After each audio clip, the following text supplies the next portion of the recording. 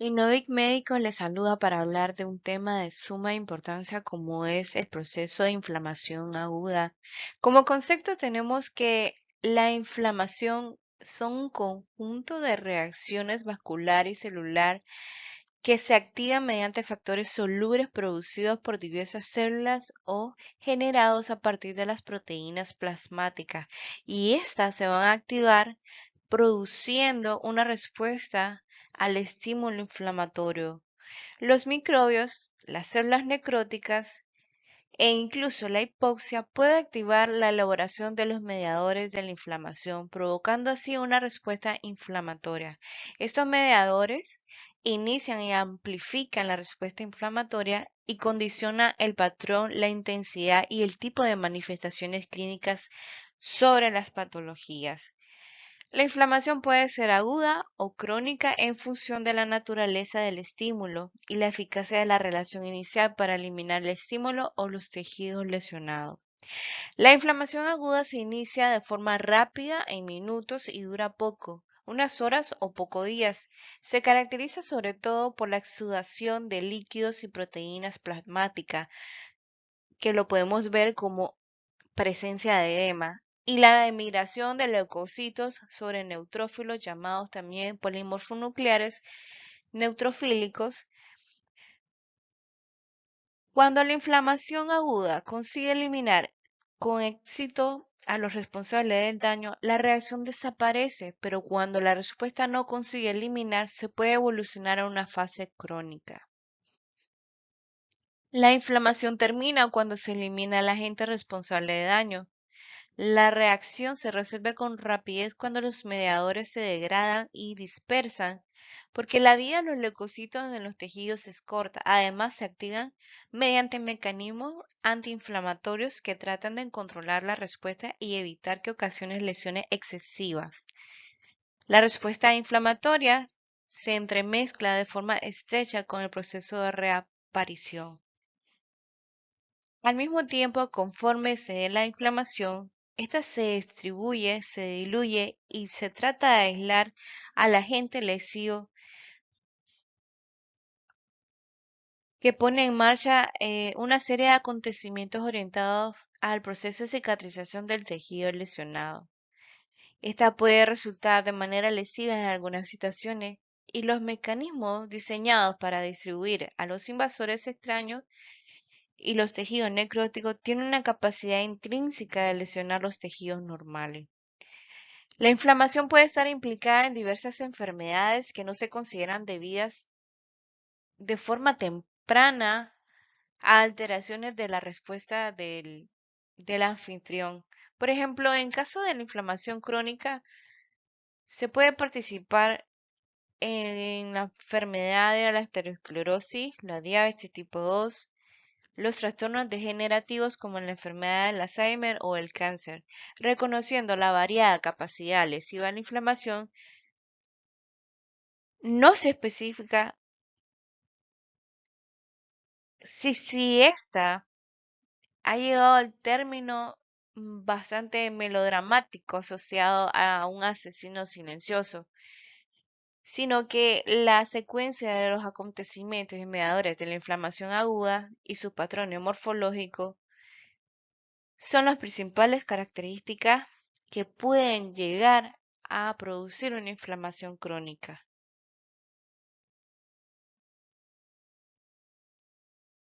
A continuación vamos a hablar sobre los componentes de la inflamación aguda.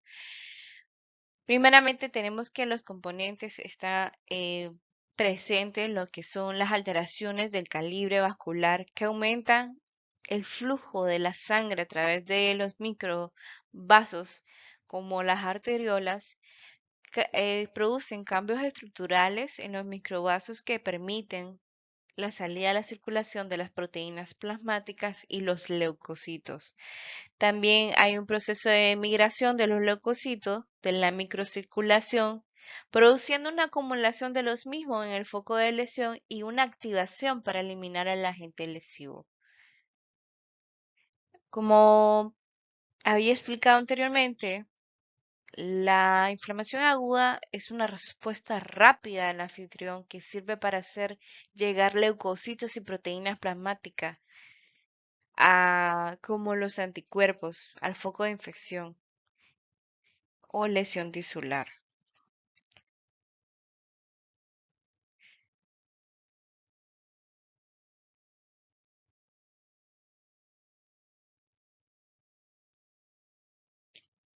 Al lado derecho podemos observar una imagen que hace referencia en las principales manifestaciones locales sobre la inflamación agudas. Aquí podemos observar un vaso sin lesión, o sea, un vaso normal. En la segunda imagen sí vamos a observar que hay un aumento del flujo de la sangre porque hay una dilatación vascular y un aumento de esta, produciendo así la presencia de eritema y calor local. Posteriormente va a haber la presencia de una extravasación eh, y depósito extravascular de líquidos plasmáticos y proteínas, produciendo lo que es el edema. Y por ende va a haber una emigración de los leucocitos acumulándose en el lugar de la lesión, produciendo la inflamación. Existen diferentes tipos de estímulos para llegar a este proceso de inflamación aguda. Uno de los principales es los de origen infeccioso, que puede ser por una infección bacteriana, vírica, fúngica o parasitarias. Y algunas toxinas microbianas que se encuentran entre las causas más frecuentes e importantes a nivel médico con respecto a la inflamación.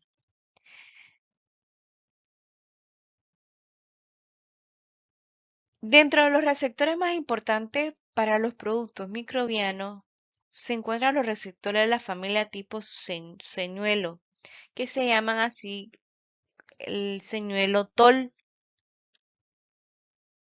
o de Drosophila, y varios receptores citoplasmáticos que pueden detectar bacterias y hongos. La activación por sí mismo de estos receptores estimula las vías de transmisión de las señales que inducen la producción de diversos mediadores. Con respecto a la necrosis tisular, que esta puede ser dada por isquemia, traumatismo, lesiones físicas y químicas, es decir, las lesiones térmicas como las quemaduras o la congelación, radiación, exposición a algunas sustancias químicas y ambientales. Se sabe que varias moléculas liberadas por las células necróticas inducen la inflamación. Entre ellas se encuentra lo que es el ácido úrico, un metabolito de la purina, que la adenosina trifosfato, la reserva normal de la energía, que es una proteína ligadora de ADN de función desconocida, e incluso el ADN liberado hacia el citoplasma y que no se encuentra secuestrado dentro del núcleo, se sucede como condiciones normales. En cambio, la hipoxia con frecuencia es la base de las lesiones celulares, también induce por sí misma la respuesta inflamatoria. Esta respuesta viene mediada en gran parte por la proteína llamada factor inducido por la hipoxia 1-alfa, que se produce por las células privadas de oxígenos que activa la transcripción de muchos genes implicados en la inflamación, incluido el factor de crecimiento endotelial vascular, que se va a producir o incrementar la permeabilidad vascular. También tenemos que en la misma presencia de cuerpos extraños, en este caso, por ejemplo, las astillas, el polvo, suturas, inducen típicamente una inflamación porque provocan lesiones tisulares traumáticas o porque contienen microbios en algunos casos.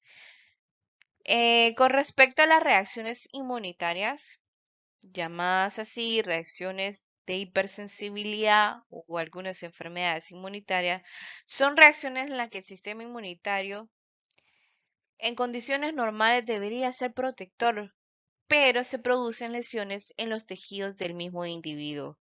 Las respuestas inmunitarias lesivas pueden dirigirse frente a autoantígenos, ¿ok? que lo determinan algunas enfermedades inmunitarias o pueden ser reacciones excesivas frente a sustancias ambientales o microbios. La inflamación es una causa fundamental de lesiones tisulares en estos procesos.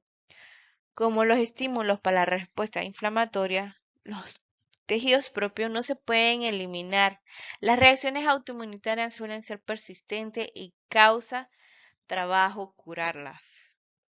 Se asocian a inflamación crónica y son una causa importante de mortalidad. Esta inflamación se induce por citocinas producidas por linfocitos T y otras células del sistema inmunitario.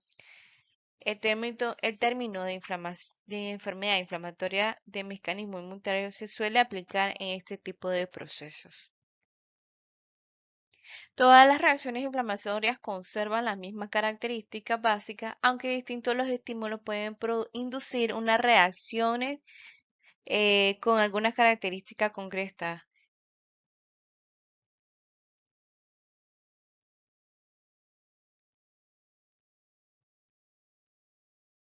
Aquí vamos a hablar acerca de lo que las reacciones que existen dentro del vaso en un proceso de inflamación aguda.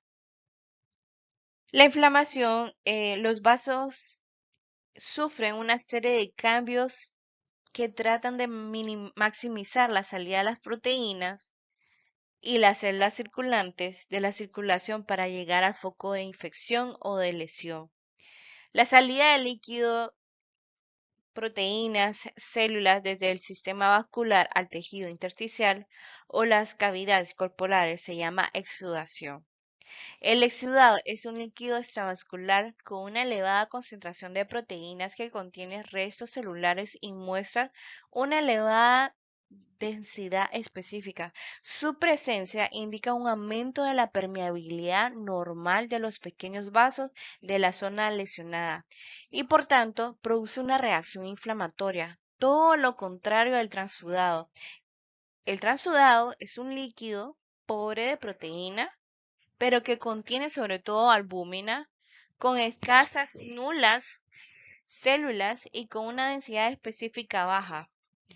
Es básicamente un ultrafiltrado de plasma sanguíneo que se debe a un desequilibrio osmótico e hidrostático en el vaso sin aumento de la permeabilidad vascular. El edema es un exceso de líquido en el espacio intersticial de los tejidos a las cavidades serosas.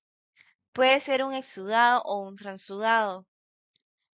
La pus es un exudado purulento. Es un exudado inflamatorio rico de leucocitos, sobre todo neutrófilos, restos de células muertas y en muchos casos microbios. Las reacciones vasculares de la inflamación aguda incluyen cambios del flujo y la permeabilidad de los vasos.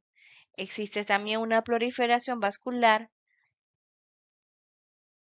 con en este caso la angiogenia, que es llamativa durante la reparación y en la inflamación crónica. También vamos a observar que existen cambios de flujo y calibre vascular. Los cambios del flujo y el calibre vascular comienzan poco después de la lesión y consisten en lo siguiente.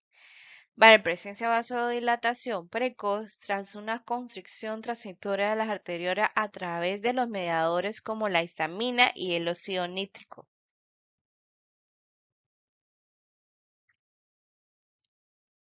Esta es una de las manifestaciones más precoces de la inflamación aguda. En ocasiones se produce tras una constricción transitoria de las arteriolas que dura unos pocos segundos y la vasodilatación afecta primero a las arteriolas y determina la apertura de nuevos lechos capilares en la zona. Este cambio provoca un aumento del flujo, que es la causa del calor local y el enrojecimiento o eritema en el foco inflamatorio. Por ende, la vasodilatación se induce por acción de varios mediadores, sobre todo la histamina y el ácido nítrico, sobre todo en el músculo liso vascular. Como segunda reacción tenemos la vasodilatación seguida de un aumento de la permeabilidad de los microvasos con salida de un líquido rico en proteína hacia los tejidos extravasculares. Este proceso se describe de forma de que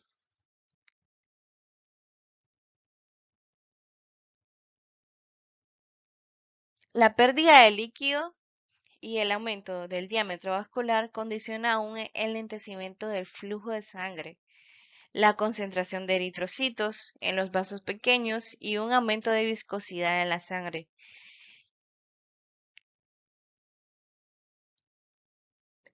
Por ende, da lugar a la siguiente reacción de los vasos sanguíneos, producto de la inflamación aguda, va a dar lugar a lo que es la pérdida de líquido, aumento de la viscosidad, provocando la éstasis y congestión vascular. Entonces,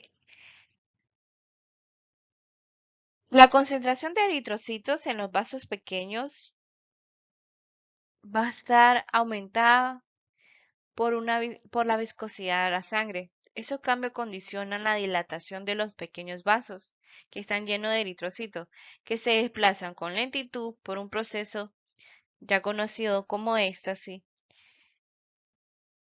Cuando se desarrolla la éstasis se produce una acumulación de leucocitos, sobre todo los neutrófilos, a lo largo del endotelio vascular. Al mismo tiempo, las células endoteliales se activan por mediadores producidos en el foco de infección y lesión tisular. Estos se expresan como una concentración mayor de moléculas de adherencia. Los leucocitos se adhieren al endotelio y poco después emigran a través de la pared hacia los tejidos intersticiales en su secuencia que, que podemos observar en la imagen.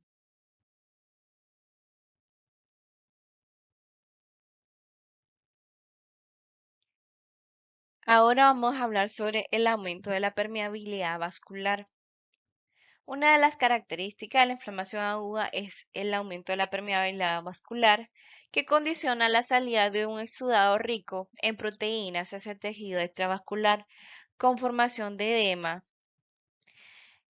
Existen varios mecanismos que son responsables del aumento de la permeabilidad vascular, como lo es la concentración de las células endoteliales que aumentan los espacios interendoteliales. Este es un mecanismo más frecuente de la fuga vascular y se activa por la histamina, la bradycinina, los leucotrienos, el neuropéptido, sustancia P y muchos otros mediadores químicos. Se llama respuesta inmediata transitoria porque sucede poco después de la exposición al mediador y suele durar poco tiempo, entre 15 a 30 minutos.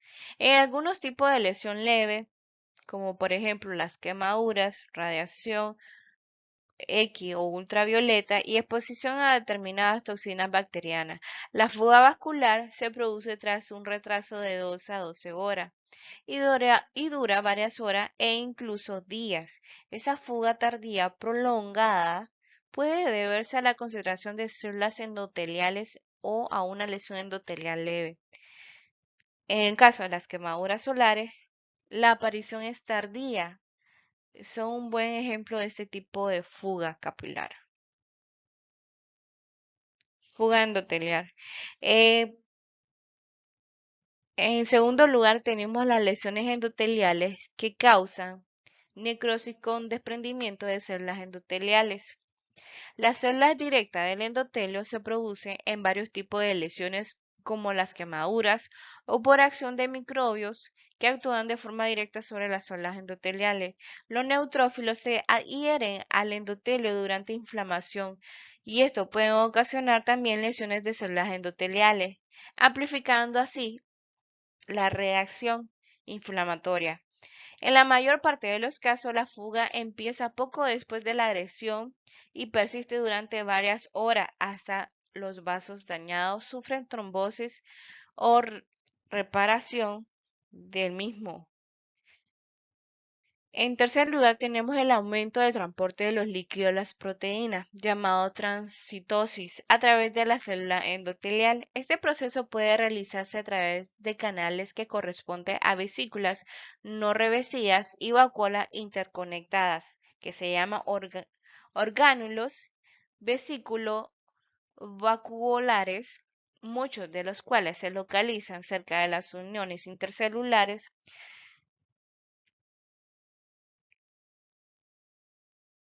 Parecen formar lo que es la fuga vascular, en parte porque aumenta el número y el tamaño incluso de esos canales.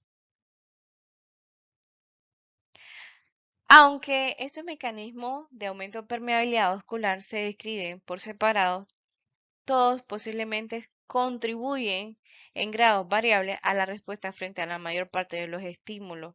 Por ejemplo, en las distintas fases de una quemadura térmica, la fuga se produce por concentración endotelial del mecanismo químico o por daño endotelial directo, dependiendo de los leucocitos. La fuga vascular producida por todos estos mecanismos pueden ser la causa de la pérdida de líquido con riesgo de muerte en los pacientes por quemaduras graves.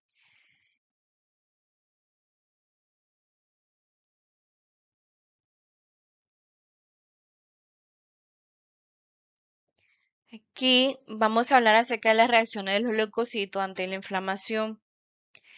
Primero, sabemos que en la luz vascular va a haber una migración, rodeamiento y adherencia al endotelio. En esta imagen podemos ver un proceso multiescalonado de la migración de los leucocitos a través de los vasos. Se muestra en este ejemplo, los leucocitos primero rodean, luego se activan y se adhieren al endotelio y posteriormente migran a través del endotelio y atraviesan la membrana basal. Luego miran hacia las quimiotaxinas que se originan en lugar de la lesión, moléculas que desempeñan papeles predominantes en distintos pasos de este proceso, y la selectina en el rodamientos, quimiosinas que se suelen presentar ligadas a proteoglucanos en la activación de los neutrófilos para aumentar la actividad de las integrinas. Las integrinas se adhieren de manera firme en la transmigración. Los neutrófilos se expresan una baja concentración de L-selectina, el cual ellas se ligan a las células endoteliales principalmente a través de la P y la E-selectina, moléculas que son de adherencia intracelular, como el factor de necrosis tumoral alfa. Podemos observar también, como comentaba antes, una función esencial de la inflamación es conseguir que los leucocitos lleguen al lugar de la lesión y activar a estos para eliminar a los agentes lesivos.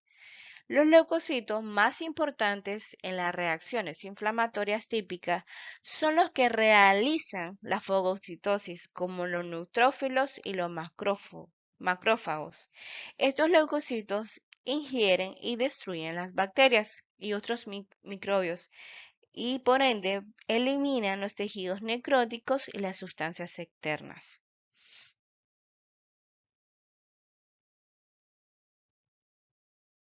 Los leucocitos también producen factores de crecimiento que contribuyen a la reparación del tejido lesionado.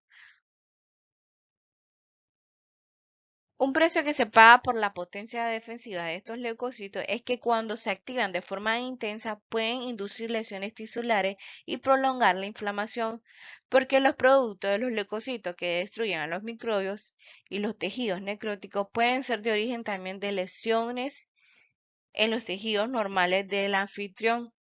El proceso de participación de los leucocitos en la inflamación incluye reclutamiento de la sangre a los tejidos extravasculares, reconocimiento de los microbios y tejidos necróticos y la eliminación del agente lesivo. En la luz vamos a ver, como en este esquema, el viaje que realizan los leucocitos desde la luz vascular al tejido intersticial se denomina extravasación. Se puede dividir en los siguientes pasos, como ya lo había mencionado. En la luz, migración, rodamiento y adherencia del endotelio. El endotelio vascular, en situación normal no activada, no se une a las células circulantes ni impide su paso. Durante la inflamación, el endotelio se activa y se puede ligar a los leucocitos, algo esencial para que estos consigan salir de los vasos.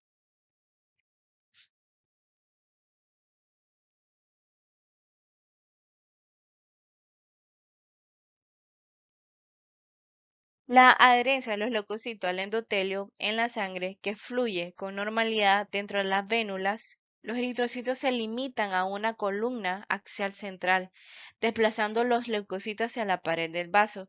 Dado que el flujo de la sangre se retrasa desde el principio, en la inflamación por la éstasis, se produce un cambio de las condiciones hemodinámicas. Se reduce la fuerza de cizallamiento de la pared y más, los leucocitos se localizan en la periferia siguiendo la superficie endotelial. Este proceso de redistribución de los leucocitos se llama marginación. Los leucocitos individuales y en la hilera se adhieren de forma transitoria al endotelio, del que se vuelven a separar para unirse de nuevo, de forma que ruedan sobre la pared del vaso.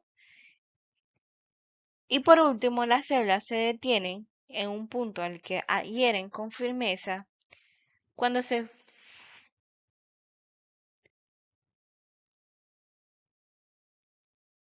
cuando la adherencia de los leucocitos a las células endoteliales viene mediada por moléculas de adherencia complementarias en dos tipos celulares cuya expresión se induce por unas proteínas secretadas que se llama citoquinas. Las citoquinas son secretadas por células de tejidos como respuesta a los microbios y otros agentes lesivos, de forma que se garantice que los leucocitos son resultados hacia los tejidos en los que los estímulos aparecen. Las interacciones de rodamiento iniciales vienen mediadas por una familia de proteínas llamada selectina. Existen tres tipos de selectina. Una expresada por los leucocitos, L-selectina, otra en el endotelio es selectina y una en las plaquetas en el endotelio P-selectina. Los ligandos para la selectina son oligosacáridos sialilados ligados a unos esqueletos de glucoproteínas parecidas a las mucinas. La expresión de las selectinas y sus ligados viene regulada por citocinas que se elaboran como respuesta a la inflamación y la lesión. Los macrófagos tisulares, los mastocitos y las células endoteliales se encuentran con los microbios y los tejidos necróticos responden secretando diversas citocinas como el factor de necrosis tumoral, la interleucina 1 y la quimiosina como las citocinas quimiotácticas.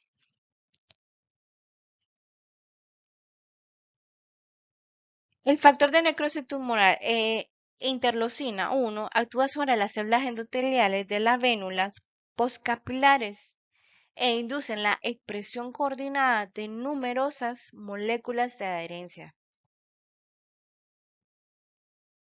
Entre 1 a 2 horas, las células del endotelio comienzan a expresar las E-selectinas y los ligados para que las L-selectinas y otros mediadores como la histamina, la trombina y el factor activador de plaquetas estimulen la redistribución de la P-selectina desde sus depósitos intracelulares normales dentro de los gránulos de las células endoteliales, llamados cuerpo de Weber, a la superficie celular.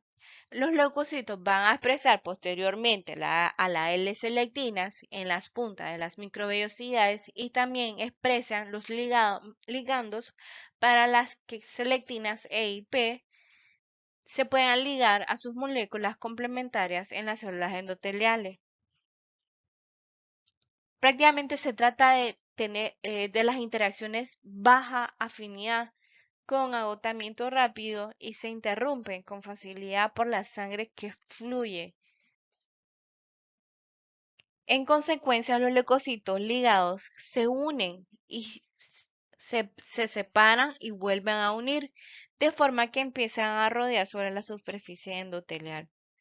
Estas débiles interacciones de rodamiento retrasan a los leucocitos y se dan la opción de unirse de forma más firme al endotelio.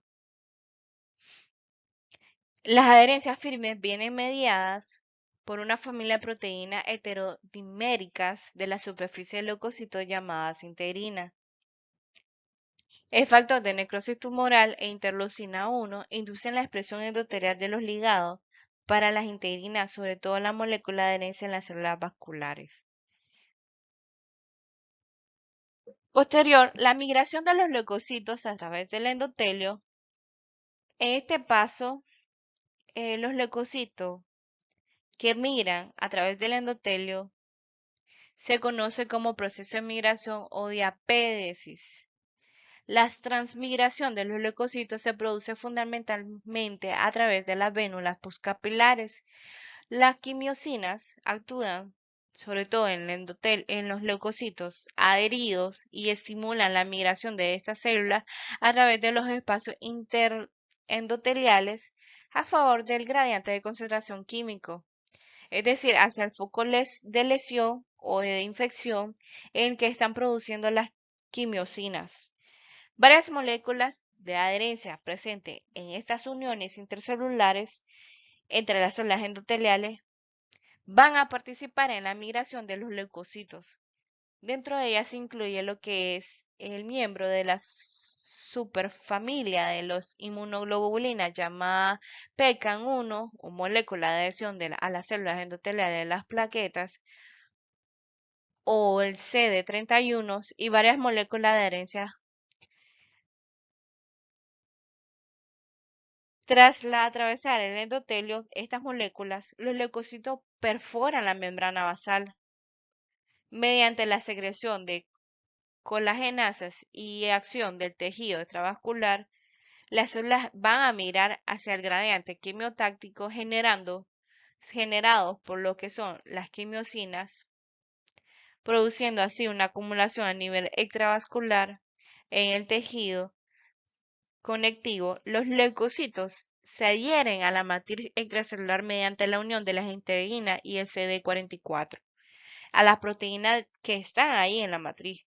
Por tanto, los leucocitos quedan retenidos en el lugar donde se les necesita. La prueba más concluyente de la importancia de estas moléculas es la adherencia de los leucocitos, porque existen la existencia de deficiencias genéticas en estas moléculas que determinan las infecciones bacterianas de repetición como consecuencia de las alteraciones de la adherencia leucocitarias y de los efectos en la inflamación. Algunos individuos con una deficiencia de la adherencia leucocitaria tipo 1 muestran defectos en la síntesis de la cadena beta 2, que es común que las integrinas LFA1 y MAC1 en la deficiencia de la adherencia leucocitaria tipo 2 va a existir una ausencia de sialil-Lewis X, el ligando que contiene fucosa para la selectina E y B como consecuencia de un defecto de una fucosiltransferasa, que es la enzima que une las moléculas de fucosa al esqueleto proteico y por ende produce este proceso. Con respecto a la quimiotaxis de los leucocitos, ya posteriormente, tras abandonar la circulación, estos migran por todos los tejidos hacia el foco de lesión por un proceso llamado quimiotaxis, que se da por un movimiento orientado según el gradiente químico Las sustancias que están relacionadas, exógenas que están relacionadas y algunas sustancias endógenas se pueden comportar como quimiotaxinas. Estos agentes exógenos más frecuentes son los productos bacterianos, incluidos los péptidos que presentan un residuo de N-formilmetionina en el extremo amino terminal de algunos lípidos.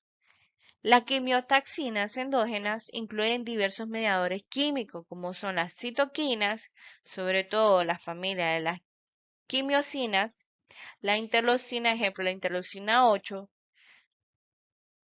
los componentes del sistema complemento, sobre todo la C5A, y los metabolitos del ácido araquidónico, sobre todo los leucotrienos B4. Todos estos agentes quimiotácticos van a estar ligados a algunos receptores específicos, acoplando a lo que es la proteína G transmembrana de los ligandos a la superficie de los leucocitos. Estas señales que se van a originar a través de estos receptores condicionan la activación de los segundos mensajeros, que aumentan el calcio del citosol y activan las guanosinas trifosfatasas pequeñas como son las RAX, el ROW y el CDC42 y numerosas sinasas. A través de estas señales van a inducir lo que es la proliferación de lactina, aumentando la concentración de lactina polimerasa en el margen de la célula y a la localización de los filamentos de la miosina posteriormente. Por ende, el leucocito se vuelve a desplazar extendiendo los filipodios que tiran de la parte posterior de la célula en dirección a toda su extensión, de modo muy similar de forma de traccionar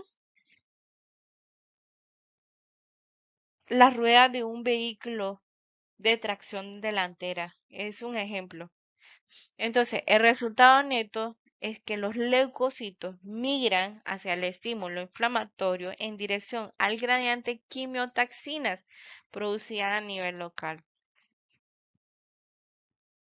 Y la naturaleza del infiltrado sufre modificaciones según la edad de la respuesta inflamatoria y el tipo de estímulo.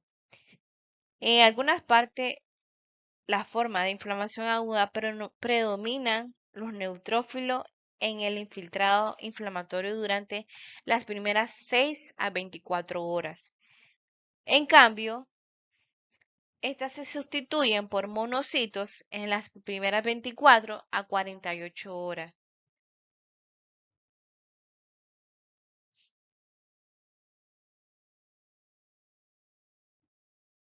Ahora vamos a hablar acerca de lo que es el reconocimiento de los microbios y tejidos muertos. Cuando se reclutan los leucocitos, que ahí vamos a incluir los neutrófilos y los monocitos, hacia el foco de infección o muerte celular, estos se deben de activar para realizar sus funciones.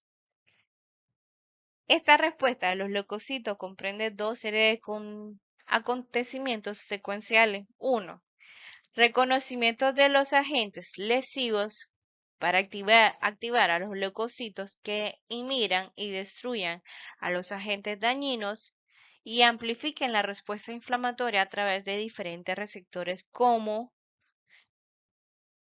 los receptores para los productos microbianos, receptores de tipo señuelo. Estos receptores reconocen los componentes de distintos microorganismos o microbios. Hasta el momento se han reconocido 10 tipos de receptores, el cual son necesarios para la respuesta frente a distintos tipos de patógenos infecciosos. Estos receptores desempeñan papeles esenciales en las respuestas celulares frente al lipopolisacárido bacteriano, como las endotoxinas. Otro proteoglucano y lípidos bacterianos y nucleótidos no metilados son abundantes en las bacterias, además del ARN de doble cadena que es producido por algunos virus,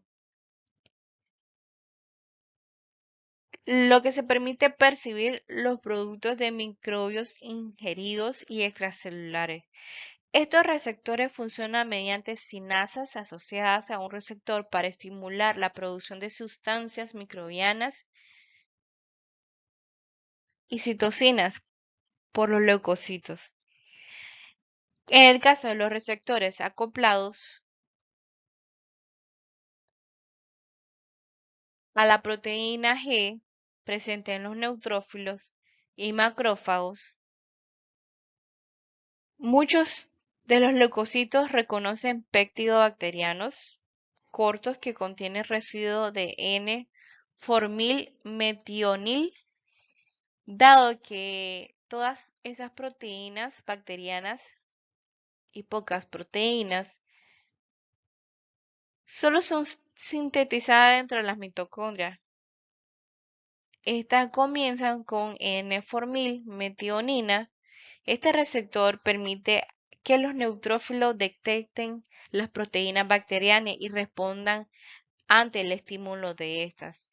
Otros receptores que van a estar acoplados a las proteínas G reconocen a las quimiosinas y algunos productos de degradación del complemento como el C5A y los mediadores lipídicos, incluido el factor de activador de plaquetas, las prostaglandinas y los leucotrienos. Estas sustancias producen una respuesta a los microbios y las lesiones celulares. La unión de los ligandos como productos mediadores microbianos a los receptores acoplados de la proteína G induce una migración de las células desde la sangre a través del endotelio y la producción de sustancias microbicidas mediante la activación de estallido respiratorio. En el caso de los receptores para las oxonidas, los leucocitos expresan receptores para las proteínas que reducen a los microbios. El proceso de revestimiento de la partícula como, como un microbio hace la señalización para la ingestión o fagocitosis se denomina oxanización y la sustancia responsable del mismo se llama oxonidas. Estas sustancias incluyen anticuerpos, proteína del complemento y lectina. Una de las formas más eficaces de potenciar la fagocitosis de las partículas es recurrirla con anticuerpos inmunoglobulina G específicos frente a las mismas. En el caso de los receptores para las citocinas, los leucocitos van a expresar receptores para estas que se producen en respuesta a los microbios. Una de las más importantes de la citocina es el interferón, que se secreta en los linfocitos citolíticos naturales que reaccionan frente a los microbios y en los linfocitos T activados por antígeno durante las respuestas inmunitarias adaptativas.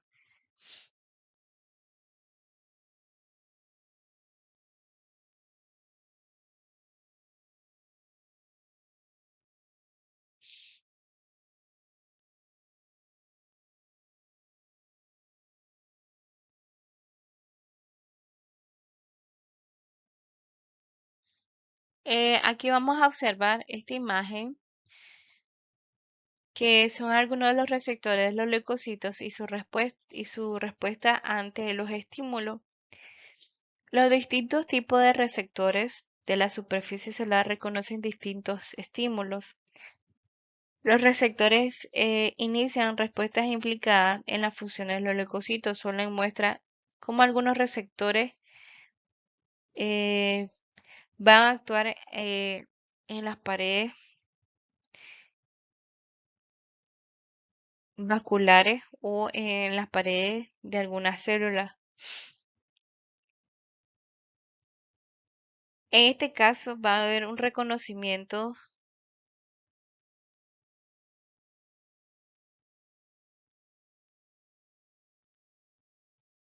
y la producción de la eliminación de los agentes lesivos.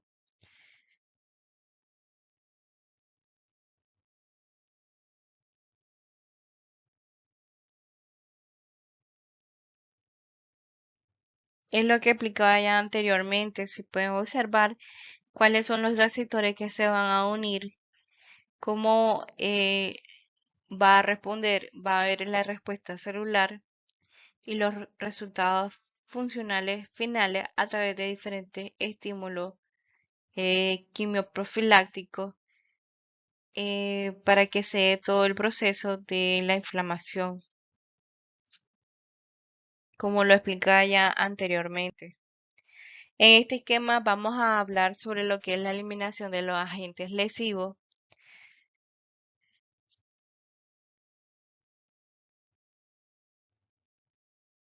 y el reconocimiento de estos. Cuando se reclutan los leucocitos, los neutrófilos, los manocitos eh, hacia el foco de infección o muerte celular, estos se deben de activar para poder realizar las funciones. La eliminación de los agentes lesivos a través del reconocimiento de los microbios o las células muertas por los receptores que se han descrito antes. Los leucocitos se denominan conjunto de activación de leucocitos. La activación se produce mediante una serie de vías de transmisión de señales que se activan en los leucocitos y que condiciona un incremento de calcio citosólico y la activación de algunas enzimas, como lo es la proteína sinasa C y la fosfolipasa A2. Las respuestas funcionales que son más importantes para la destrucción de estos microbios y algunos agentes ofensivos son la fagocitosis y la destrucción intracelular. Varias respuestas más ayudan en las funciones defensivas de la inflamación y pueden contribuir a sus consecuencias lesivas. En el caso de la fagocitosis implica tres pasos secuenciales, lo que es el reconocimiento y unión de la partícula que debe ingerir el leucocito, el englobamiento de la misma con posterior formación de una vacuola fagocítica y destrucción o degradación del material ingerido. Los receptores de manosa, receptores barredores o receptores para las diversas opsoninas, estos se van a unir a los microbios y los ingieren. El receptor para manosa de los macrófagos es una lectina que se liga a la manosa terminal y los residuos de la fucosa de las glucoproteínas y los glucolípidos. Estos azúcares forman parte típica de las moléculas presentes en las paredes de las células microbianas, mientras que las glucoproteínas y los glucolípidos de las células y de los mamíferos, en este caso, contiene ácido siálico terminal o N-acetil galactosamina, que posteriormente el receptor para la manosa reconoce a los microbios y no a las células del anfitrión. Los receptores barredores, definidos inicialmente como moléculas, se unen a las partículas lipoproteicas de baja densidad como el LDL oxidasa o acetiladas mediante su endocitosis cuando ya no pueden interaccionar en el receptor LDL convencional. Los receptores barredores de los macrófagos se unen a distintos microbios, además de algunas partículas de LDL modificadas, y las integrinas de los macrófagos, sobre todo el MAC1, pueden ligarse mediante microbios para hacer fagocitosis. La deficiencia de la fagocitosis aumenta mucho cuando los microbios se optimizan con unas proteínas específicas para las cuales se expresan receptores de alta afinidad en los fagocitos. Como lo había mencionado antes, los principales opsonidas son anticuerpos de inmunoglobulina G, el producto de degradación del complemento C3b y algunas lectinas plasmáticas, sobre todo la lectina ligadora de manosa. Todas esas se reconocen por receptores específicos de leucocitos. En el caso del atrapamiento, cuando la partícula se liga a los receptores de los fagocitos, unas prolongaciones del citoplasma fluyen alrededor de las mismas y la membrana plasmática se separa para formar una vesícula o un fagosoma que se engloba en toda la partícula. El fagosoma se fusiona luego con un gránulo de lisosómico para que se dé la liberación de los contenidos del gránulo hacia lo que es la fagolisoma. Durante este proceso, el fagocito libera también contenido de gránulos hacia el espacio extracelular.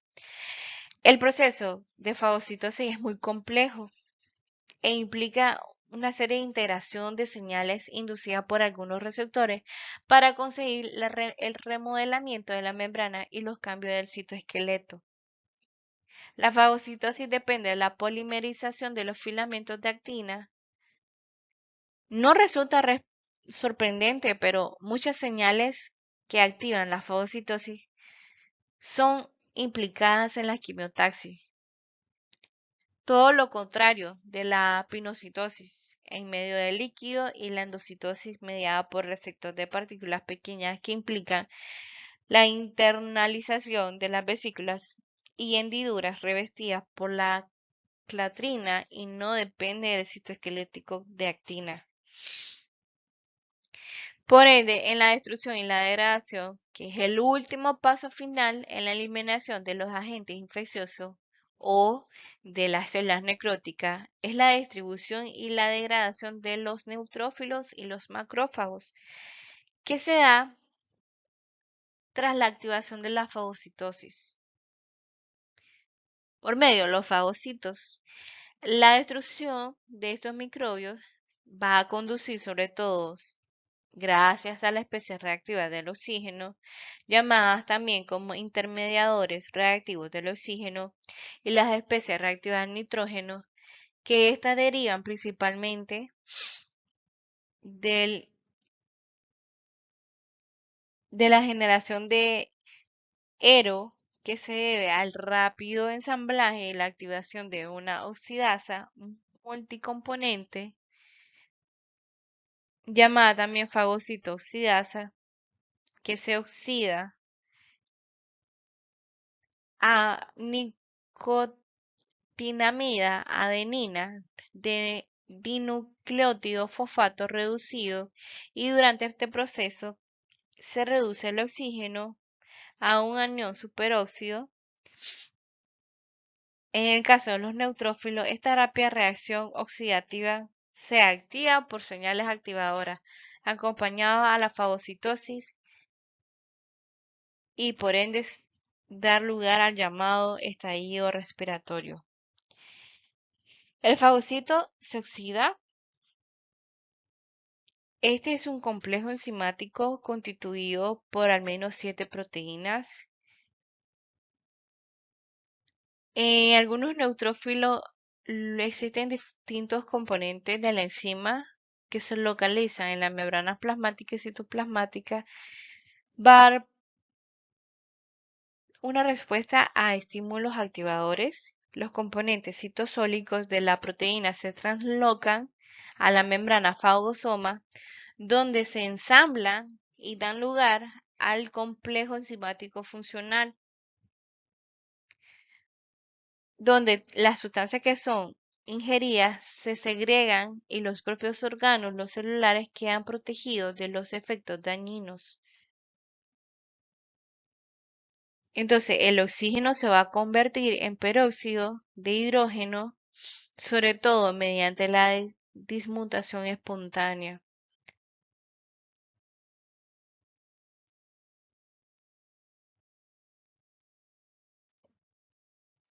La destrucción microbiana se puede conseguir también por acción de otras sustancias de los gránulos de los leucocitos. Los gránulos neutrófilos tienen muchas enzimas como la elastasa que contribuyen a la destrucción de microbiana y el contenido de estos gránulos microbicidas incluyen defensinas, péptidos de los gránulos ricos en arginina catiónica y resultan tóxicos para los microbianos. Algunas catalicidinas, que son proteínas antimicrobianas presentes en los neutrófilos y otras células, la lisozima y hidroliza el enlace entre el ácido murámico N-acetilglucosamina presente en la cubierta de los glucopéptidos de todas las bacterias. La lactoferrina, que es una proteína quelante del hierro de los gránulos específicos, esta proteína básica mayor es una proteína catiónica de los eosinófilos con una actividad bactericida limitada, pero que resulta citotóxica para muchos parásitos. Y la proteína bactericida aumenta la permeabilidad y esta se lía a endotoxina bacteriana y se considera importante en la defensa frente a algunas bacterias gram negativas. Este es un cuadro de algunas de las lesiones inducidas por los leucocitos. ¿Cuáles son los trastornos y las células que van a estar implicadas? En el caso del síndrome de respuesta inflamatoria, va a estar relacionado a lo que son los neutrófilos.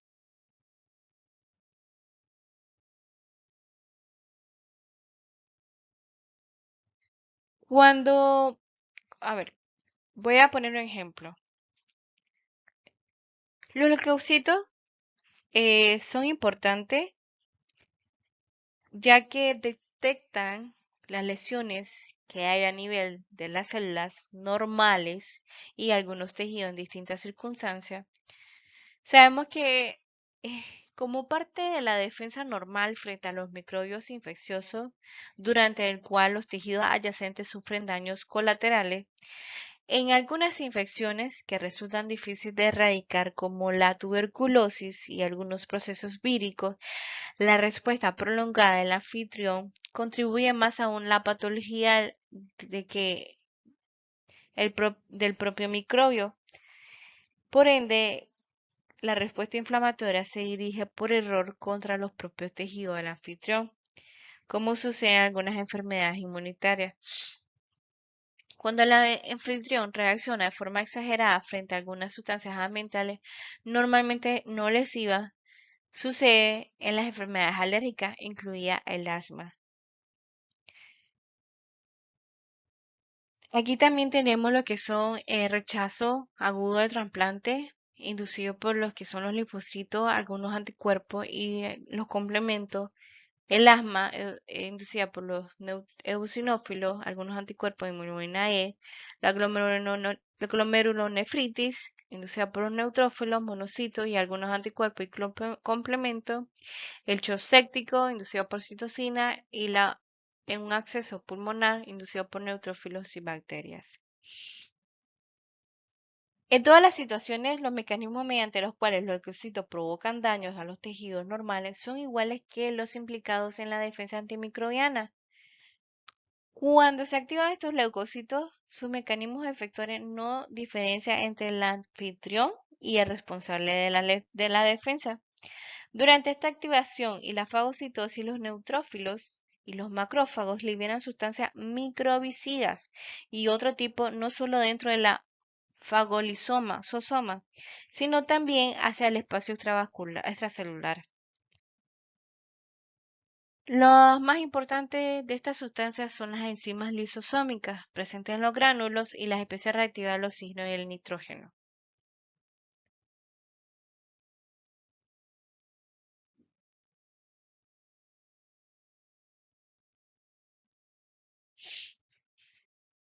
También existe algunos defectos en la función leucocitaria, como son los defectos hereditarios en la herencia leucocitaria, algunos defectos hereditarios en la función del fagolisomas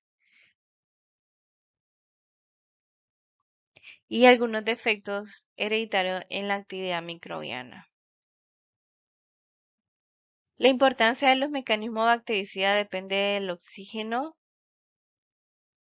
que se confirma mediante la existencia de una serie de trastornos congénitos llamados enfermedad granulomatosa crónica, que se caracteriza por defectos de destrucción de las bacterias y en que los pacientes son susceptibles a infecciones bacterianas a repetición.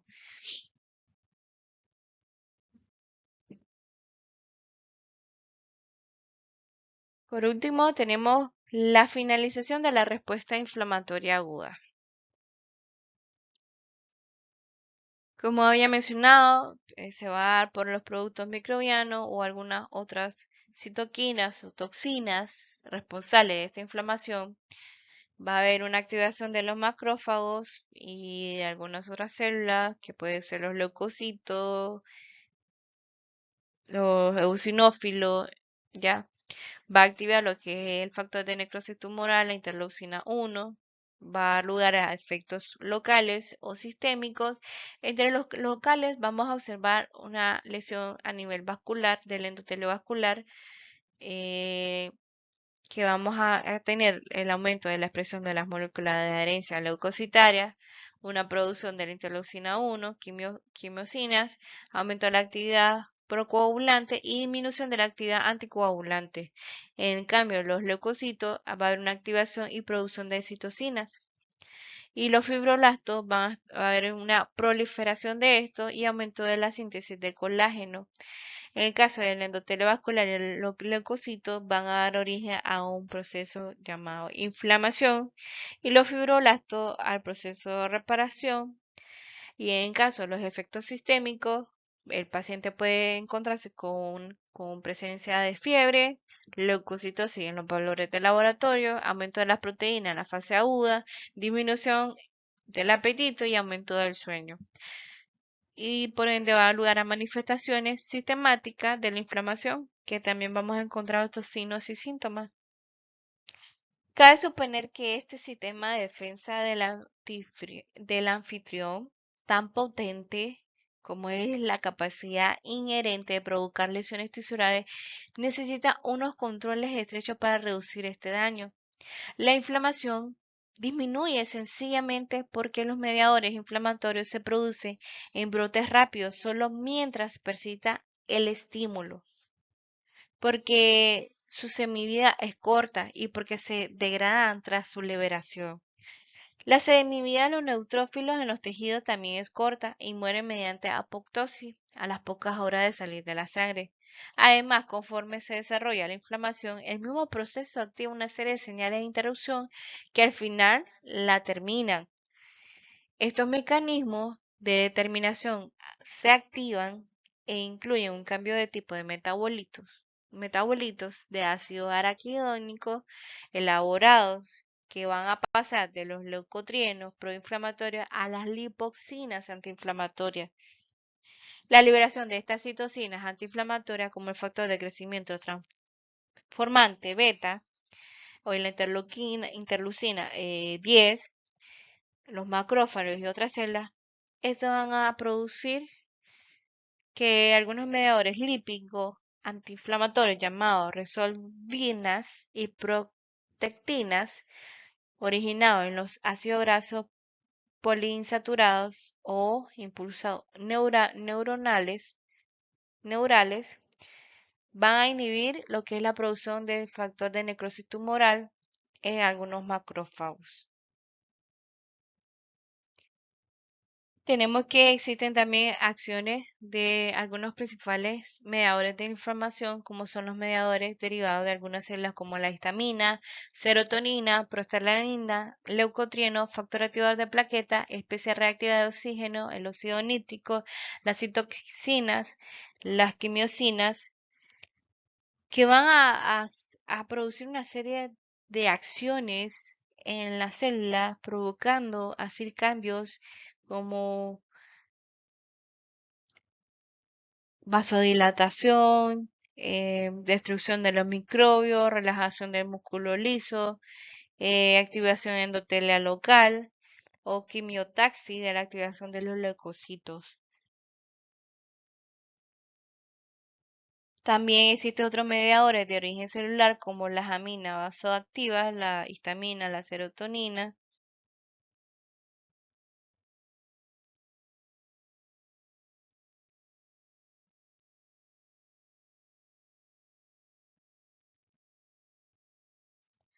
Y algunas citocinas en la inflamación que van a estar presentes, como lo es en la inflamación aguda, el factor de necrosis tumoral, la interleucina 1, interleucina 6 y algunas quimiosinas. También en esta imagen vamos a tener que también se va a activar las funciones del complemento. La activación del complemento por distintas vías determina la degradación de C3. Estas funciones del complemento vienen mediadas por los productos de degradación del C3 y otras proteínas del complemento y por el complemento de ataque de la membrana. El sistema del complemento está constituido por más de 20 proteínas, algunas de las cuales se llaman complemento 1 a complemento 9 como números consecutivos. Este sistema va a actuar en la inmunidad innata y adaptativa para que la defensa frente a algunos patógenos bacterianos se puedan activar los procesos del complemento y elaborar varios productos de degradación de las proteínas del complemento, aumentando así la permeabilidad vascular e inducir quimiotaxis y oxonización en las funciones del sistema del complemento. Las proteínas del complemento existen en forma inactiva en el plasma y muchas de ellas se activan para convertirse en enzimas proteolíticas. Esta degrada a otras proteínas del complemento de forma que genera una cascada enzimática capaz de amplificarse de forma temprana. El paso crítico en la activación del complemento es la proteólisis del tercer componente, que es el más abundante. La degradación del complemento 3 se puede producir mediante una de tres vías: la vía clásica, que se activa mediante la fijación del complemento 1 al anticuerpo de inmunoglobulina M o inmunoglobulina G, que se ha combinado con el antígeno. La vía alternativa se puede estimular por las moléculas de la superficie microbiana como las endotoxinas, los polisacáridos complejos, por ejemplo, el veneno, la mordedura por veneno de una cobra u otra sustancia. En ausencia de algunos anticuerpos, las vías de las lectinas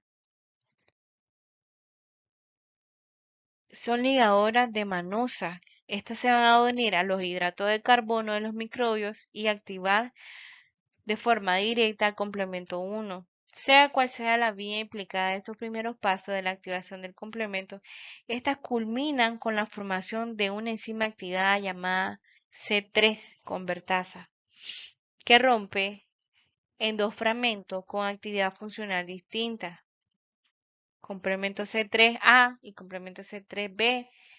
El C3A se libera y el C3B se liga de forma covalente a la célula o molécula en la cual se está activando el complemento. Después se va a unir el complemento 3B a los fragmentos generados con anterioridad para dar lugar al complemento 5 convertasa, que degrada para liberar y dejar ligado a la superficie celular. Esta se liga a los componentes tardíos como el C6, A6-9, lo que culmina en la formación del complejo ataque de la membrana, constituido por múltiples moléculas. Estas funciones biológicas del sistema del complemento se clasifican dentro de tres grupos importantes, como lo es la inflamación, la fagocitosis y la lisis celular. como ya había mencionado anteriormente. Dentro de los componentes del complemento C3A y C5A son los mediadores más importantes de la inflamación, además de los mecanismos ya comentados del C3 y C5, se pueden degradar por varias enzimas proteolíticas presentes dentro del exudado inflamatorio. Entre ellas se incluyen la plasmina y las enzimas lisosómicas liberadas por los neutrófilos. Por lo tanto, estas acciones quimiotácticas del complemento y los efectos activadores del complemento de los neutrófilos pueden poner en marcha autoper- un ciclo de reclutamiento de los neutrófilos. La activación del complemento está regulada de forma estrecha por las proteínas reguladoras asociadas a las células circulantes. Las distintas proteínas reguladoras inhiben la producción de fragmentos del complemento activo o eliminan los fragmentos que se depositan sobre las células. Estos reguladores se expresan en las células normalmente del anfitrión y están diseñados para prevenir las lesiones de los tejidos sanos en algunos focos de infección y de activación por el complemento. Las proteínas reguladoras se pueden ver supuradas cuando se depositan grandes cantidades de complemento a la célula y los tejidos de anfitrión, como sucede en algunas enfermedades inmunitarias, los individuos producen anticuerpos fijadores de complemento frente a los propios antígenos tisulares.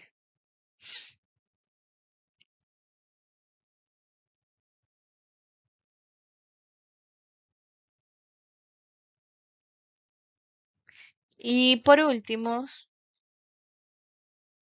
tenemos que el papel de los mediadores en distintas reacciones inflamatorias son muy importantes.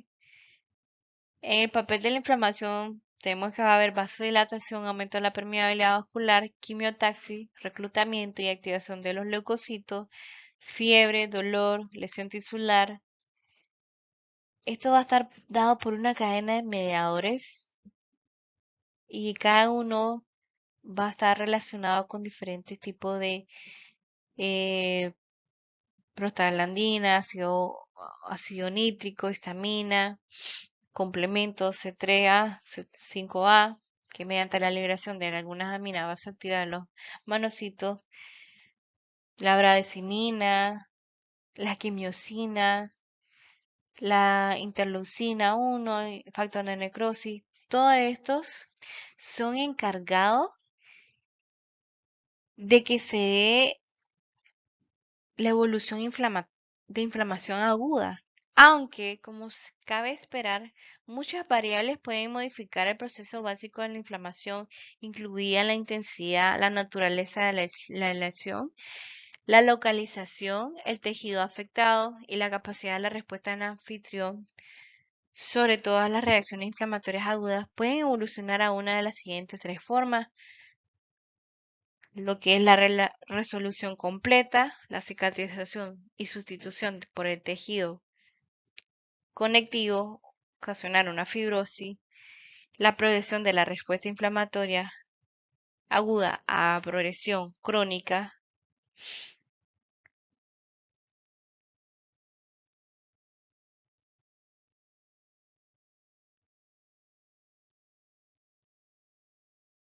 Todos estos mecanismos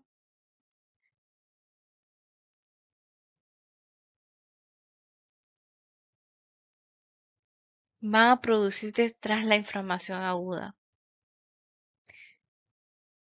y se va a dar una transición de manera aguda a crónica si se produce, eh, si no se produce conseguir resolver la respuesta inflamatoria aguda. Es por eso que es importante identificar la causa de la inflamación en el momento, tratar y evitar la persistencia del agente lesivo o alguna otra interferencia con el proceso de la curación normal. Por último, como por ejemplo, la infección aguda bacteriana pulmonar puede empezar como un foco de inflamación, en el caso de la neumonía, pero la incapacidad de resolverlo, es decir, dejar pasar o pasar desapercibido por un proceso inflamatorio agudo, bacteriano, puede ocasionar una destrucción extensa del tejido con formación de una cavidad en la cual persiste una inflamación mantenida, que culmina con un acceso crónico pulmonar. Otro ejemplo es la inflamación crónica secundaria a un estímulo persistente en la úlcera péptica duodenal o gástrica. Las úlceras pépticas pueden persistir durante meses o años y como se comenta anteriormente, se manifiesta mediante reacciones inflamatorias que evolucionan a reacciones inflamatorias crónicas. Es por eso la razón por la cual le quería hablar de este tema el día de hoy. Agradezco mucho su atención y nos estamos viendo en las próximas clases.